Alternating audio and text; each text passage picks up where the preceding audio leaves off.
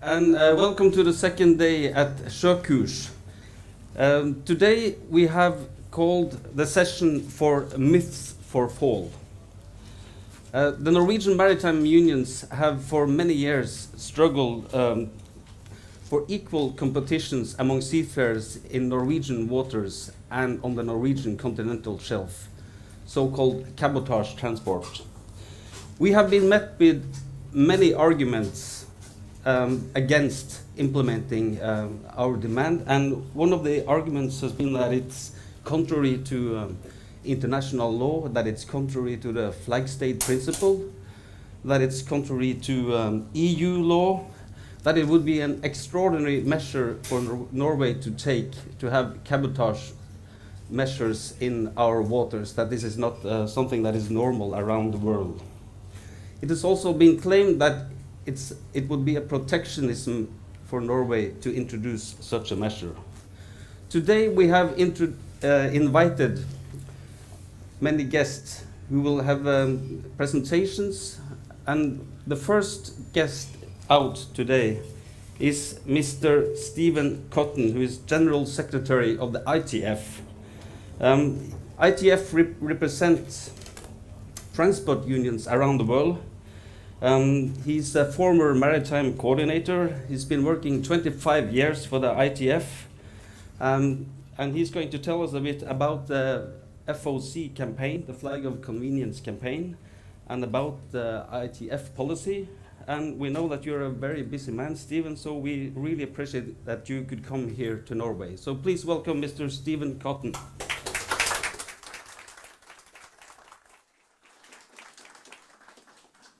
Good afternoon. How are you? All ready? Okay, so first of all, it's a tremendous initiative to have this boat here in this very important week, and it's a privilege for me to accept the invitation. This is a very important session for developed world seafarers, Norwegian seafarers, and developing world seafarers. I'm going to give you a little bit of an overview about what is the ITF, and then we're going to speak about our breakthrough report on cabotage. And I'm determined that we can get a bit of a conversation going at the end where you can ask us all the difficult questions you wanted to ask about the ITF that we've built up. And I know there's a number of ship owners in the room who will want to challenge us on a number of the issues. So let me move on. I think we have to say the ITF isn't a new boy on the block. We've been around a long time. We were started by industrial action, unsurprisingly, when seafarers, British seafarers in the port of Rotterdam went on strike, and the British Ship Owners Association at that time tried to bring strike breakers onto the ship, and the Dutch dockers refused to allow them onto the ship. So we started from a conflicted period, but we also believe very much in dialogue and how to move forward. But we're a very long and traditional organisation. So just wanted to give you an overview about what we've been doing over those 120 odd years. Again, originally a maritime organisation only, but we moved and developed road, rail, the Flag of Convenience campaign, which I'm going to touch on a little bit, which I think many of you are familiar with. We have some previous ITF inspectors in the room, and we'll talk about that a little bit later. We have inspectors from 1971, and their job is to visit the ships and make sure the agreements signed by ship owners are fully implemented. Of course, we really believe in equality, so we've been developing our work with women. We had a 50th anniversary and we ran a ship called the Global Mariner, which was an exhibition ship. POC, Ports of Convenience campaign. I know that that's a big issue here, particularly in Oslo at the moment. We created a bargaining forum, the International Bargaining Forum, where we've had many different companies represented, and we represent all of the seafarers, developing world and developed. Mexico City policy, which is our Bible about what we respect, what we expect, and what we need to deliver. And of course, Maritime Labour Convention, where we work very closely with the ICS, the International Chamber of Shipping, to develop a safety net for the world's seafarers. As you can see, we're pretty blunt about our campaigning about the Flag of Convenience campaign, and many of you know that we fight Flag of Convenience because of the deregulated nature. But on the other hand, we have many good relationships with many employers who honour and respect and bargain faithfully. So some of you will know that I was appointed General Secretary in 2014, and we've been looking at new ways to help the strength of unions globally, and we describe those as the 4 levers. So tactically, our job is to build membership inside national unions and support them in their projects and initiatives. And part of the way of doing that is recognising that, particularly in transport, everything is either a hub or a corridor for providing, whether it's passengers, freight, train, rail, aviation, the whole package. So we spend a lot of time trying to identify how we can build cooperation with unions and relationship with employers. In the maritime, we have a long history, as you saw, and so we have very good relationships, long-term relationships, with all of the shipping companies, the oil majors, the major container companies. And we're looking to build on that relationship outside of the maritime sector. And we're tackling that through aviation. We ran a campaign about DHL, where we tried to enforce global standards. We signed an agreement with the head office, and we're beginning to move some of the maritime principles into the other sections of the ITF. One of the issues we wanted to recognise, so the ITF traditionally was a European organisation, and then the Americans, but in order for us to be a truly global organisation, we have to recognise there is significant change in the world at large. And we see movements and unions, different kinds of unions in different parts of the world, but our job is to make sure that we have strong unions in all parts of the world. And we're looking at, particularly at the moment, Asia and Pacific, because we see there's a lot of opportunities there, particularly out of the maritime section in rail, aviation, to build strength. One of the objectives is activating mass membership. So that's one of the targets I set myself and the team, Jackie's being here for our maritime coordinator, is to build our membership. And that means we have to be more valuable to the national unions. So like you, we have to be providing a service. Now, we have 675 unions affiliated in over 146 countries. We have a little bit of complication on what is our real membership, because unions are like everybody else. Some of our unions are from developing world. They can't declare and pay us for every member. So we have paid up membership for over 5 million. But the unions that are affiliated to the ITF, we believe conservatively represent 19, nearly 20 million transport workers. So we have a sizable family to look after. In maritime, as you know, most of you are experts on this, there's a balance between ship-owning nations and what we describe as labour supply countries. The ITF, over many, many years, has been able to forge very strong relationships. The unions at the forefront of that were our colleagues in this particular country, who have a very long maritime history, and they were one of the first in the 70s to build cooperation. Somehow, we have been able to build trust and respect in the Philippines, in India, in Russia, and there's an understanding between our affiliates how to cooperate to make sure that we represent their best interests when it comes to managing relationships with employers. So the Mexico City policy, which is published and available for everyone, is our guideline about what we should do, and that covers many, many areas, and I want a little bit focus on this area. So the reason we're here today is to talk about cabotage and why it's important for shipping and why it's important for nations to have a maritime culture. So all of the ITF policies covered in Mexico City policy are very pertinent to the situation today in Norway. So first, Seafarers Charter, that identifies what we commit to the seafarers that are our members. Honesty, transparency, professionalism. National flag, of course, our FOC campaign is built on the premise that national flag is best, with national unions, with national regulation and national power. And here, more than anywhere else, that applies. But you're also big players in the cruise industry, and so we've also had to come up with new policies and effective strategies to deal with the maritime crew, of course, and we include in that the hotel staff, which is a slightly different challenge, and we've got very good coverage in the cruise ship sector. Athens policy, and I know there's constant challenges for colour line and those issues. We have a policy that says the best terms and conditions of the two countries where the ship operates must be applied. So for colour line, that would be Germany and Norway, or Norway and Denmark. And there's a conversation between our family to make sure we can enforce those terms and conditions. Bilateral arrangements. This union, all three of our maritime unions in Norway have been leading the relationship with building power with the Filipinos, the Indians, the Russians, the Croatians, and that's built on mutual respect and a cooperation and a space around the table. And we want to deliver more of those principles throughout the ITF family. And of course, a very difficult time for offshore, and we respect that.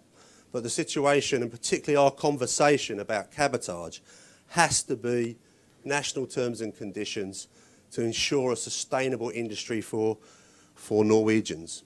And I'll just tell you a quick story about, yesterday I had the privilege to ride on a motor cruiser with a seafarer, member of the Norwegian Seafarers Union, and he was the second generation, and on this ship is his son who's being trained to be the third generation.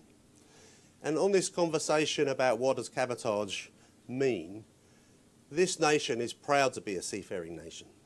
And when you meet people like I did yesterday, 3 generations of seafarers, you mustn't lose that. It's incredibly important that this country remains a seafarers nation, and you need a sustainable industry. You need to bring young blood into the cabotage.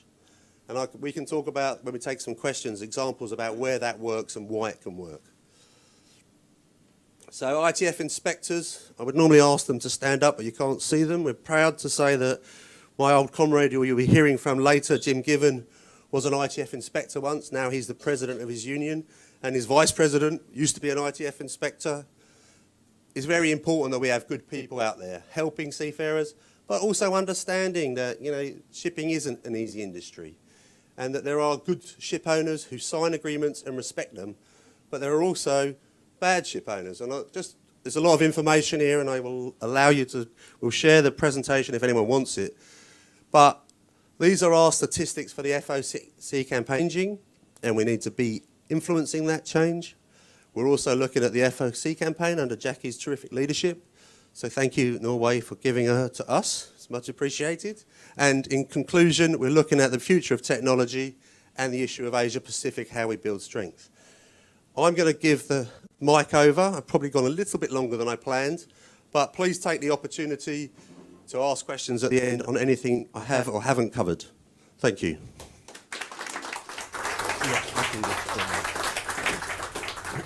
Yes, thank you very much, Stephen. I would also like to welcome Jacqueline Smith. Even though you're not giving a presentation, we're very glad that you're here. You're Stephen's successor as the maritime coordinator, and you were also the former president of the Norwegian Seafarers Union. So we're glad that you are also here.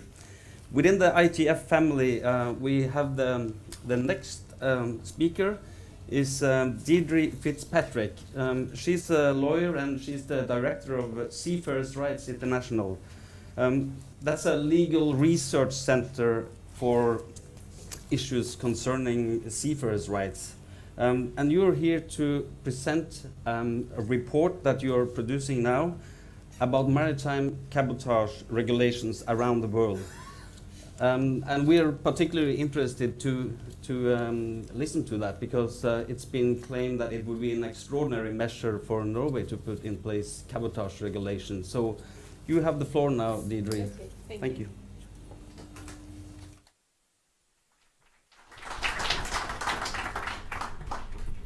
Thank you very much. I'm going to try speaking from this mic. I'm told there's a little bit of feedback, so if you have any problems hearing me, please just let me know. First, I just want to say that I'm very pleased to be here today, and thank you very much for the invitation. I have to start with an apology that I don't speak Norwegian. I apologize for that. I speak English with an Irish accent, probably because I'm from Ireland, but I hope that we can understand each other well. Thank you very much, Tadia, for the introduction. I want just to tell you a little bit about my organization. So it's a legal research center, Seafarers Rights International. We are based in London. And we carry out legal research projects for third parties. We're an independent organisation, and our work is overseen by an advisory board. Our advisory board consists of judges, professors, and members of the maritime industry, ship owners, ship managers, unions, and welfare agencies. So in all our work, we try to take into account all the different interests across the maritime industry, and above all, we are very rigorous that our work is independent and verified.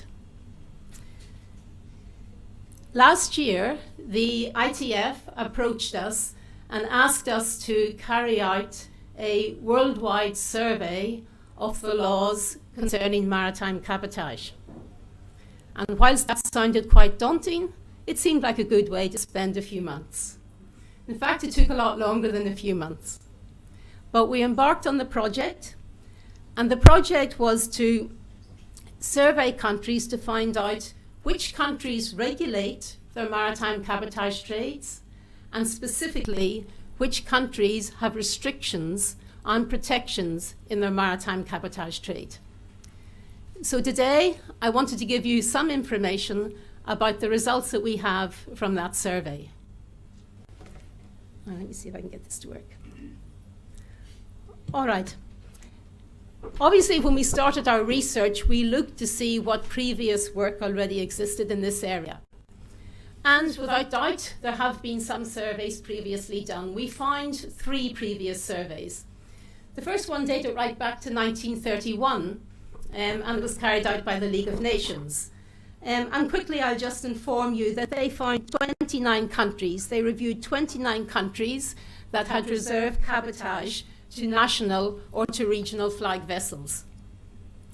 Then in 1991, the US Maritime Administration carried out a survey where they identified 47 countries that had restrictions against foreign traffic in the US waters.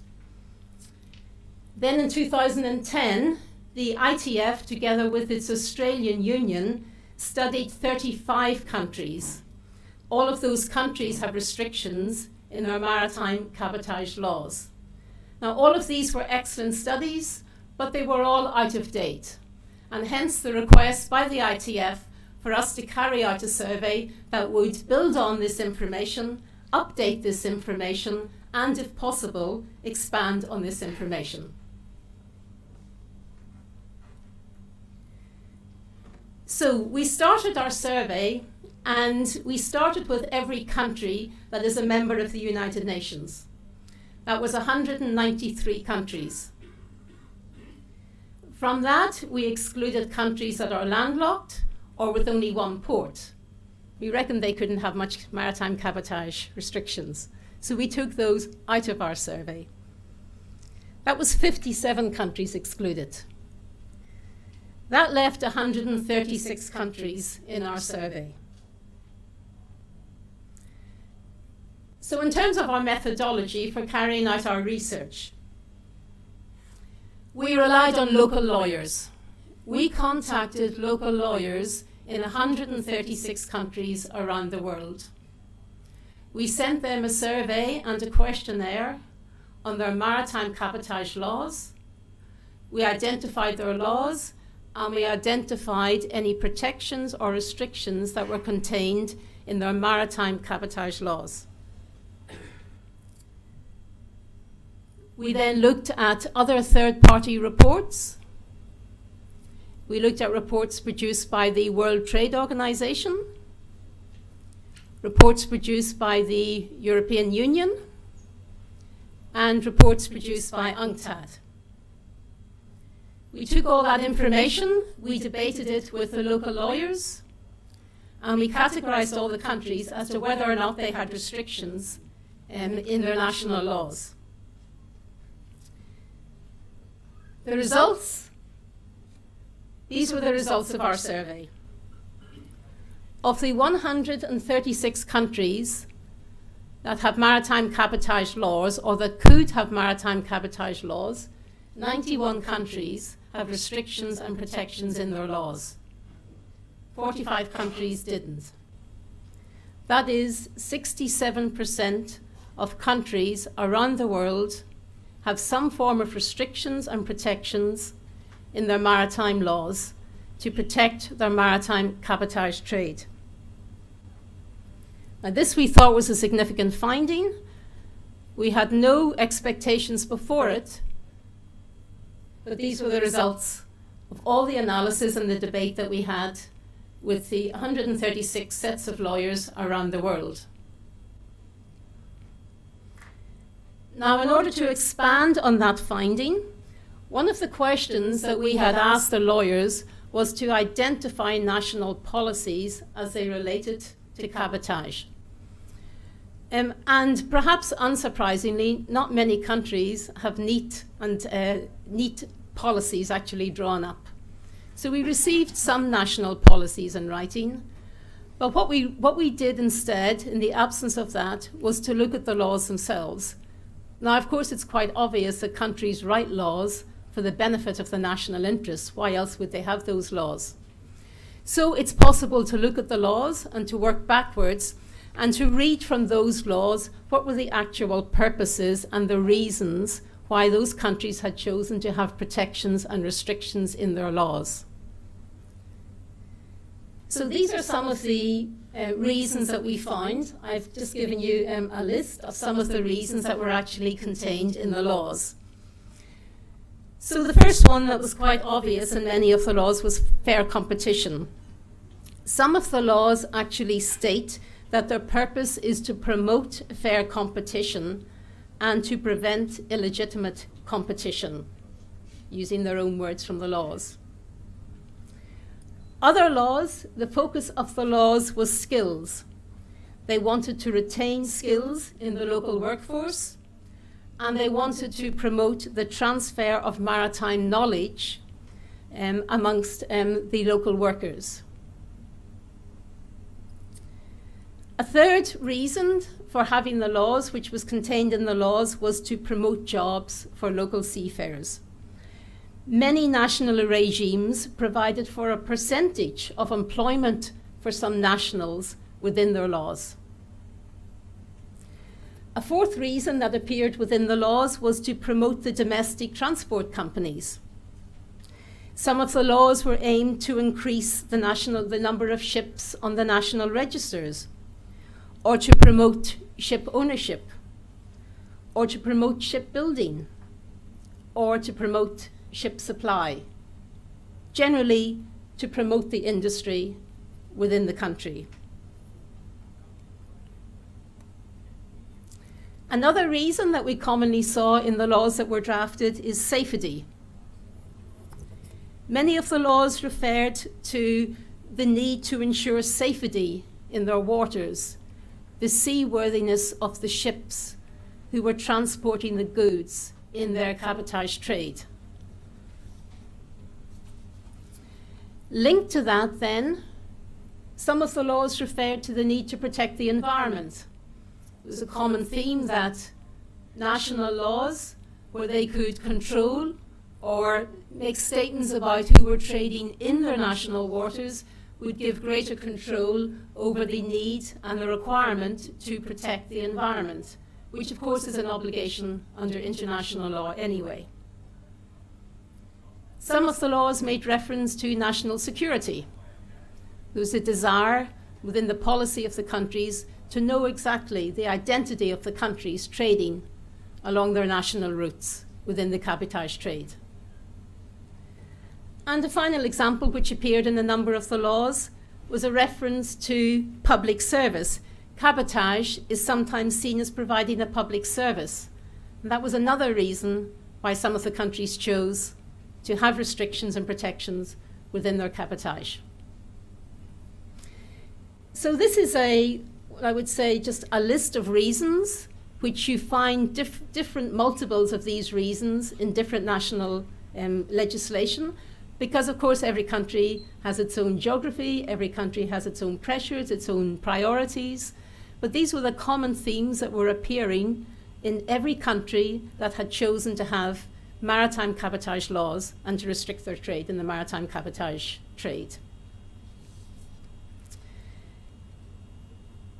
So I just wanted to make a few miscellaneous comments now that came out of the research that we were doing.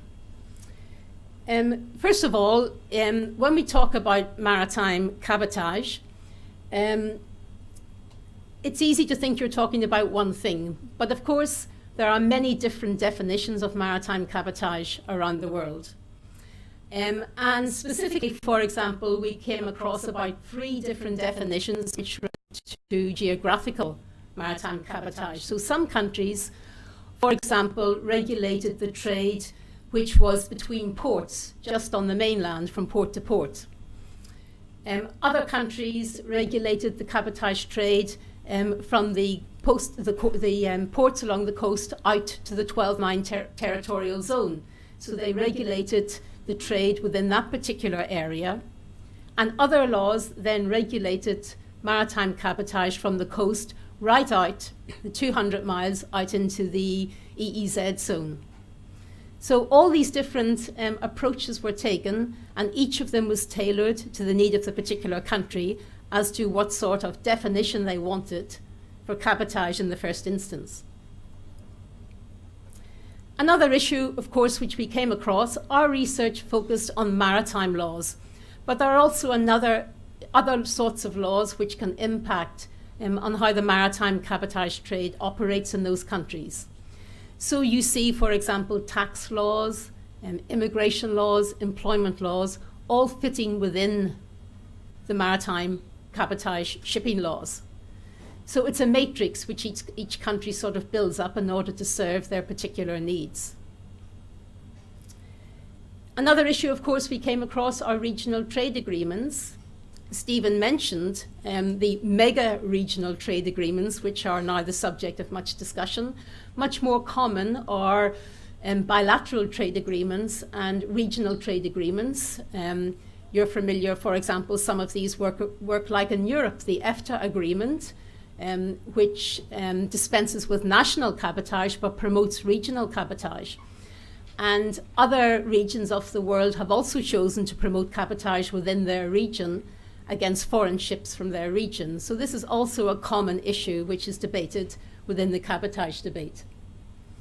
And then finally, to our surprise also, as we were doing the research, whilst there were a number of countries who said they did not have cabotage, there are also a number of countries that are currently debating the introduction of cabotage.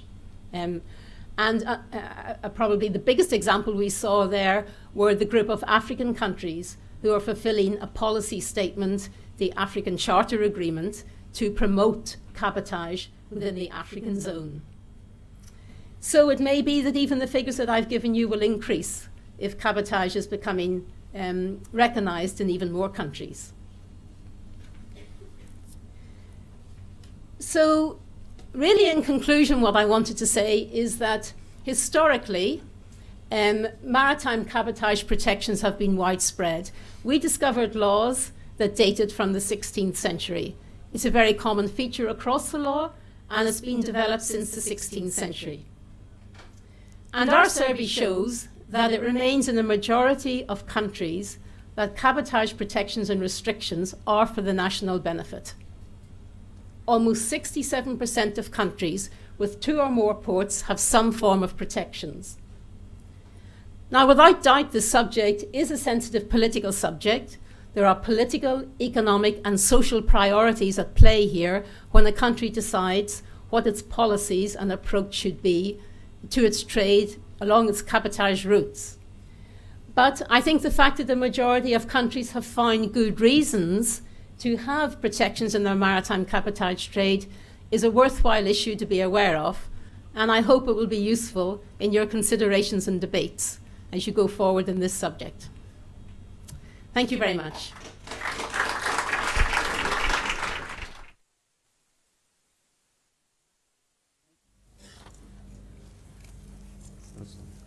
Thank you very much, Deirdre. Our next speaker is the president of the Norwegian Confederations of Trade Union, Mr. Hans Christian Gabrielsen, and he will now comment on the report and on the struggle that the Norwegian maritime unions have had to introduce Norwegian employment conditions in Norwegian waters. Thank you.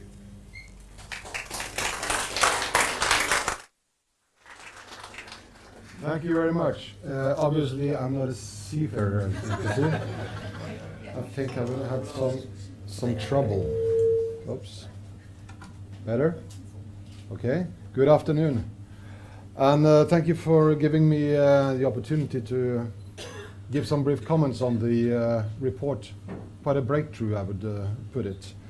But let me start with putting that Norway is a seafaring nation, and we have a long tradition in Norway for working at sea. And working at sea is a subject of hard competition. And here, as in an increasing number of years, Norwegian wages and working conditions are under pressure. Many employers are tempted, or should I say pressured, to use labor at pay levels that won't even be close to paying for covering the living costs in Norway. On land, we call this social dumping. And social dumping is an ever-growing threat to the organized working life, which is an very, very important pillar of the Norwegian model, and which is a model that we hold very high. So LO has always worked towards employers and authorities to prevent social dumping. Obviously, this must also be the case when it comes to the maritime industry and the maritime transport. Let me put it this way. If the job primarily takes place within our waters and on our continental shelf, wages and working conditions must be on a Norwegian level. I think that our seafarers should be able to take for granted that they can work in these areas and also support living in Norway. Norway is good at conversion. We adapt new technology and new ways of doing things very quickly. There are hundreds of seminars taking place this week on this issue. But we also know that if Norwegian seamen lose their job to foreign labor, Norway also lose their seafaring skills. And this doesn't benefit the shipping industry, nor the yards, or the equipment industry. And the experience-based expertise gained through the use of vessels and equipment is an important part of our innovative ability. So if we lose the struggle for workplaces at sea in our seas, we will create less values, and the communities along the coast will also become more vulnerable. And I will put it like this. A Norway without seamen is a poorer and lesser Norway. So the fight against social dumping is a long-term work, and a work that requires close cooperation with politicians, authorities, and employers. And I think the survey that the ITF has conducted and that Deirdre presented, I think that's a breakthrough. It shows first and foremost that it's perfectly common practice to regulate maritime activity in most coastal waters. The regulations are certainly different from country to country, and they are developed and adapt to the needs of each country. They are developed and adapt to the claim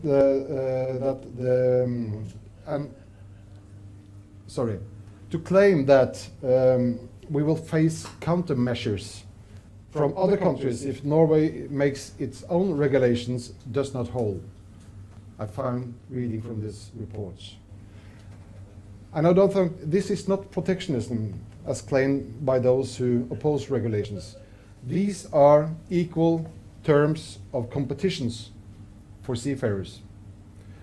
And I'm very pleased that our parliament now, Stortinget, unanimously instructed the government to investigate the possibility of demanding Norwegian pay and working conditions in Norwegian waters and on the Norwegian continental shelf.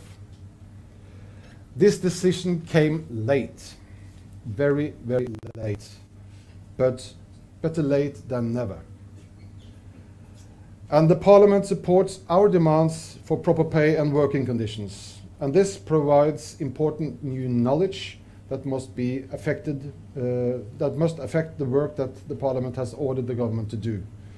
And I also expect that the investigation should be conducted out of the respect for the tripartite cooperation system, which we have long traditions for in Norway.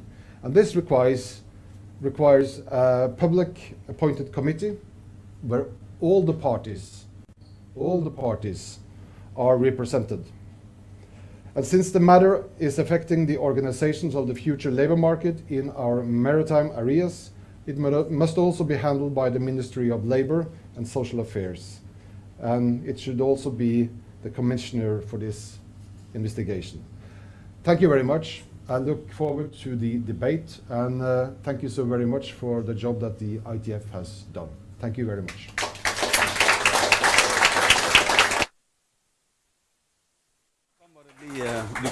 Yes, you can remain here, and we will now welcome to a short debate those who made presentations on Christian and Stephen, Deirdre, and we also have from Canada James Given and Johnny Hansen, the president of the Norwegian Seafarers Union. So if you can all come up here. Find a place? Yeah, get a place, and then I will shoot some questions, and then at the end we can have a couple of questions from the floor as well. First, James Given, you have traveled a long way from Canada. You are not only the president of the Seafarers Union International of Canada, but you're also chair of the ITF Cabotage Task Force. And that was a task force that was established by the ITF 2 years ago. Can you tell us what was the reason behind that task force? Absolutely. Number one, I'm very, very thankful to be here. I can yell loud enough, I won't need this microphone, believe me. If you can't hear me in the back, move closer because I'm actually a very good-looking guy, too. The ITF Cabotage Task Force was created out of ITF policy, actually. It's a deep embedded part of the ITF. Part is cabotage and the strength of national unions. In order to implement and to carry out the FOC campaign, that requires strong national unions, both seafarers and dockers. And to accomplish that, countries need strong cabotage laws. Canada was facing issues that we'll get into later. But what has been proven is you can have strong cabotage, you can have strong shipping companies, and you can maintain your competition levels and everything else within the world while still promoting and assisting your national seafarers. And the cabotage campaign that the ITF has established has reached out both to the traditional nations when it comes to ownership and labor supply.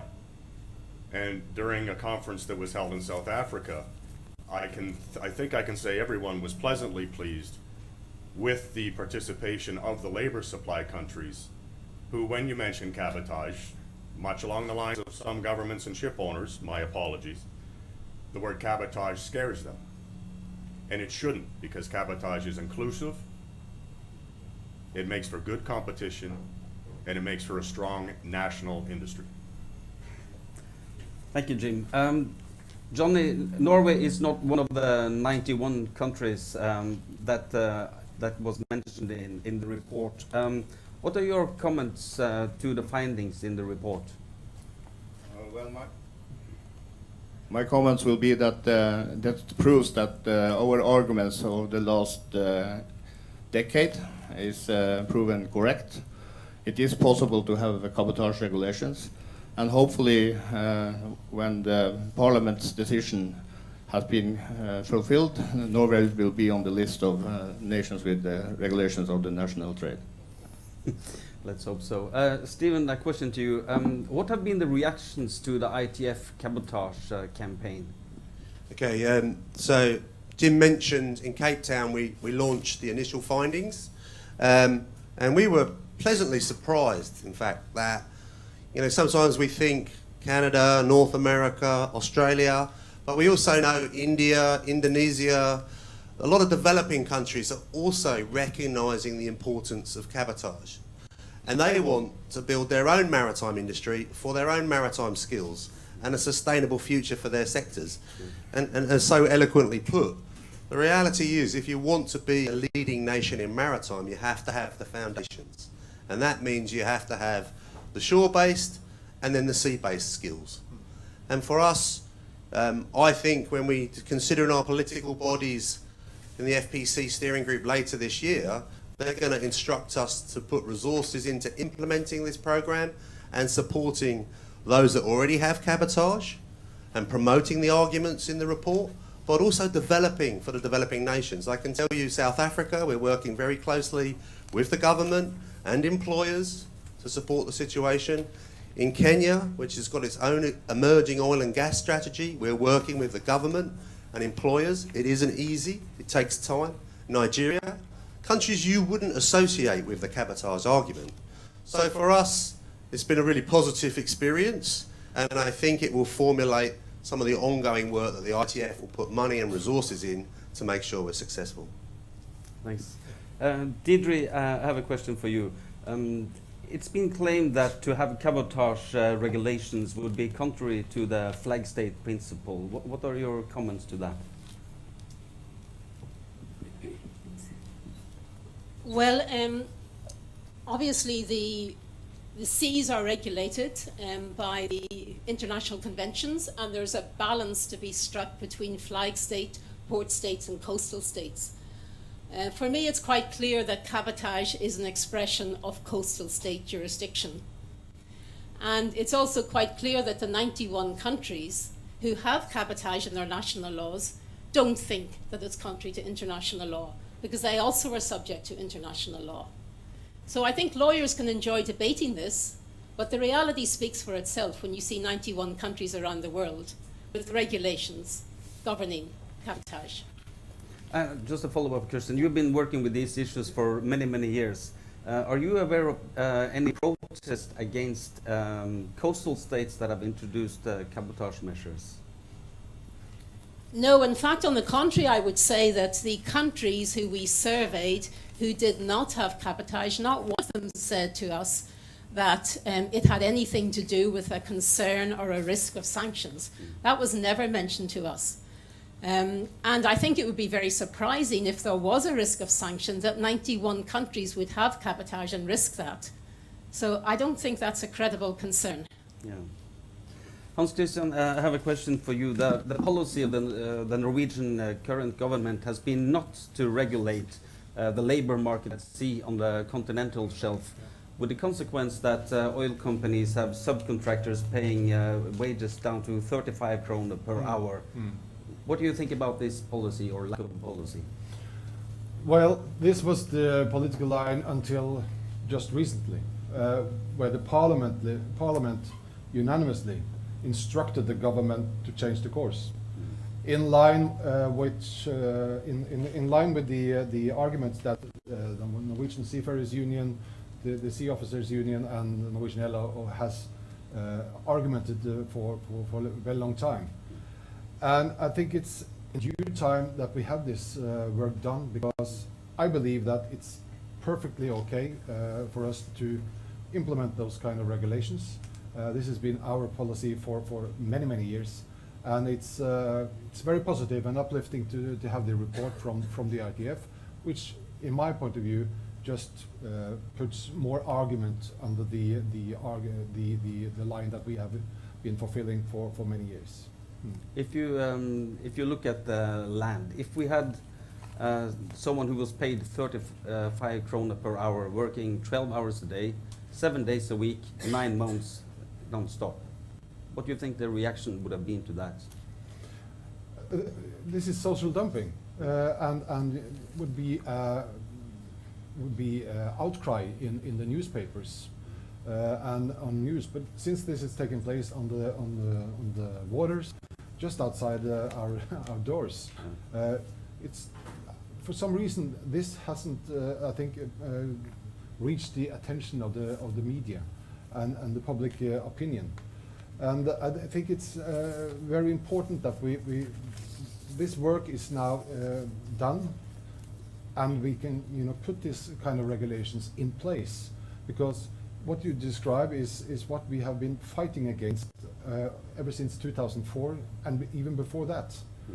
So even though social dumping, which I call it, takes place on the shelf on waters, doesn't make it any better than social dumping taking place on land. Jim, I want to ask you a question. You are the president of the Canadian Seafarers International Union, and you and your union have struggled to maintain Canadian seafarers and Canadian employment conditions for a long time. Can you tell us a bit about the struggle that you've been through in Canada? Yeah, absolutely. It's interesting to me to hear some of these arguments, because they're arguments we went through in Canada. About 2 years ago, Seafarers International Union, my union, took the step of suing the federal government in Canada for allowing temporary foreign workers to come in and work on board ships running cabotage within Canada. And there's two issues involved. Our legislation states that if there is no ship available in Canada, a company can apply for a waiver to bring in a vessel to run cabotage. But the separate issue is the crew. The crew have to go through the immigration process through our temporary foreign worker program. And that program clearly states that they can only be issued temporary foreign worker permits if there are no Canadian seafarers available and qualified to do the job. We were successful in our lawsuit. The Canadian government reached out to us to settle right before it went to court. And we've had 2 meetings now with Economic and Social Development Canada, where we have developed new policy with them that will be implemented when it comes to temporary foreign workers coming in as seafarers within Canada. And it's going to make it much more difficult. The legislation was always there that these workers were to be treated as if they were Canadian workers, which included Canadian wages, Canadian social conditions, the payment of taxes, all standards that Canadians were given when they came in as temporary foreign workers. This didn't take place. The workers were making as little as $2 per hour on board the ships. There was no follow-up, there were no taxes paid in most cases. When we brought this to the government, they were quite surprised. But they had no idea and no concept or experience in dealing with seafarers. This wouldn't happen on shore, as you just pointed out. If you brought in temporary foreign workers in Canada to crew a factory, you would have riots in the streets. But because it was happening on ships, nobody was aware. And it was a rubber stamp process, as far as the government was concerned. With the new regulations now that are going to be implemented very soon, each temporary foreign worker, if there are no Canadians available, will be issued a new employment contract with Canadian conditions. The ship owner will have to have a Canadian representative so that if anything happens with unpaid taxes, with injuries, with anything that goes on board, there is someone to go after. The Canadian Revenue Agency has said they will pursue owners worldwide for unpaid taxes when ships coming in on cabotage. There are many, many regulations, and the most important one of all is that that owner now bringing in that ship has to reach out to the unions to make sure there are no qualified Canadians available. So as a ship owner, if you're going to come to Canada now, you're going to be on a level playing field. The competition will be equal. Under CETA, the new trade agreement, which opened up one route in Canadian cabotage from Montreal to Halifax, Halifax to Montreal. Those ships may be able to come in under CETA, but the crew will still fall under the temporary foreign worker program in Canada, where Canadians first, no Canadians available, Canadian conditions for those workers. And that includes everything that Canadians have. And as a point of interest, we had a Swedish ship come into Canada recently with a Swedish crew and Filipino crew. They came in under temporary foreign worker permits. The Canadian unions organized that vessel under Canadian law. So they are now members of the Canadian unions. And not only that one ship, the Canadian government extended it fleet-wide. That if any of the fleet by that owner come to Canada, they're covered by our labor agreements. So the world has changed in Canada. The legislation is being enforced the way it should, and it's not hurting a soul. Thank you very much. I'm looking at the clock, but we have time for 1 or 2 questions. If it's anyone who wants to ask the panel any questions. Doesn't seem like that for the moment. And well, by that, I think we give a big applause to the participants.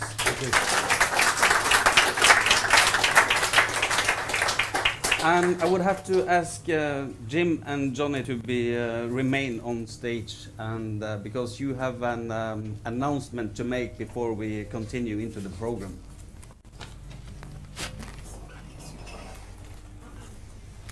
Please use the microphone. Use the microphone. There we go. Please use the microphone. Now we got it.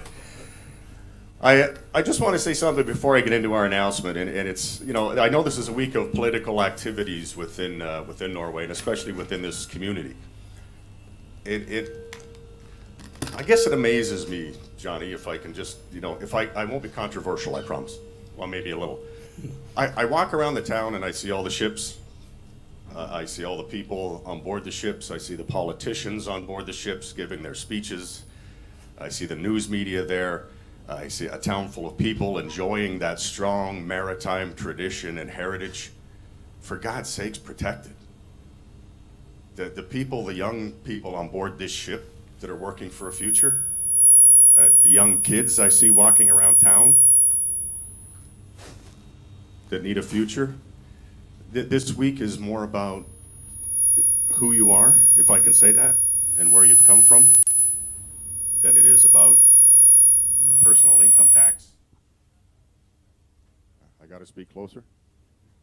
Anyway, it's more about things than just taxes, and it's about more than what's being presented.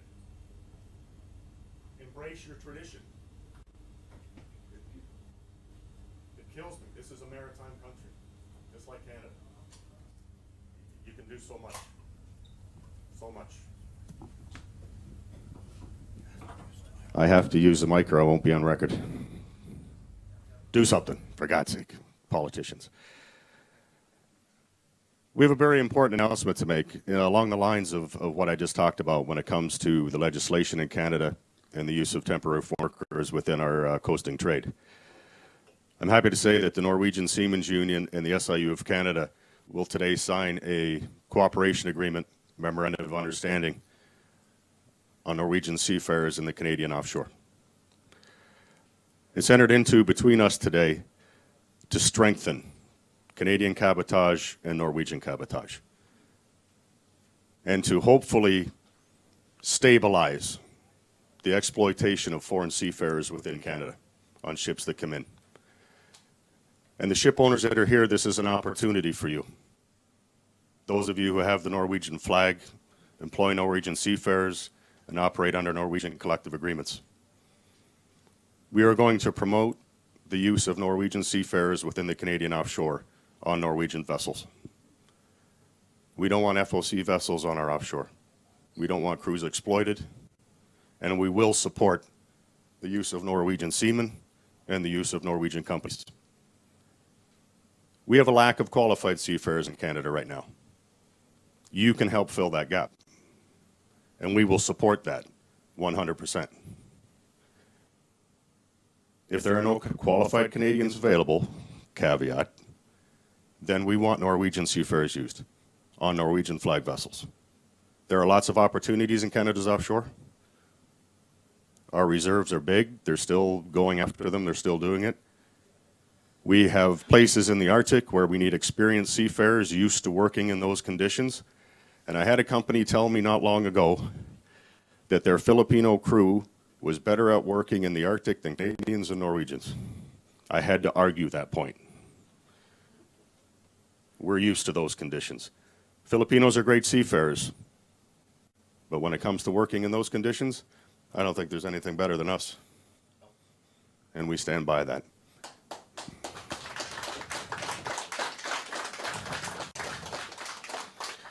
But we're going to work together. We've spoken to our government, and we're confident that we can have the government adopt this plan. And we're going to work very closely with you, Johnny, to get that done. This is an opportunity. This is what the Cabotage Task Force is all about. It's about assisting each other when it comes to our cabotage and assisting each other in times when we need each other. We see this as an opportunity for Norwegian seafarers to be employed. We know that Canada doesn't have the vessels that are needed in our offshore, and that there will be calls to bring vessels in. Set yourself up to be those vessels, to be those owners, to be those good Norwegian employers who help their people, help their crews to get work. We will look after your crews while they're there. I'll send one of my great representatives down every month to make sure everything is being enforced the way it should when it comes to Canadian legislation and the contracts. But they will be your contracts, your flags, your crews, and working together. And we'll reach out. You reach out to us, you reach out to Johnny, we will reach out to whoever is putting the bids out to make sure you get the work. And together we can stop the exploitation of foreign workers in the Canadian market. And we can gain employment and work for the companies and the seafarers. And that's what we're signing today, and we'll follow through with it.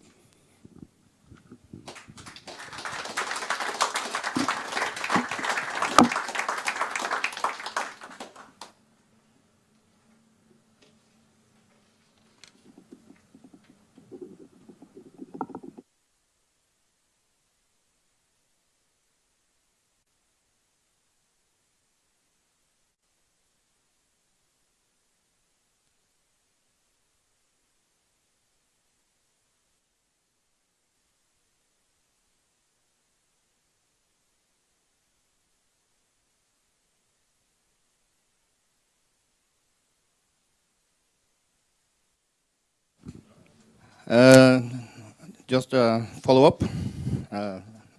We know and I see that we have ship owners representatives in the room. I hope you take this opportunity to tell your members that there is an opportunity to get a waiver in Canadian offshore. And I can assure you that me and Jim here will look what is happening. We're going to revise and follow up. So I take it for granted that there are some Norwegian ship owners that will use this opportunity. So feel free to contact James and get ships going to Canada. So I wish ourselves good luck for the employment of Norwegian seafarers and also in the future Canadian seafarers.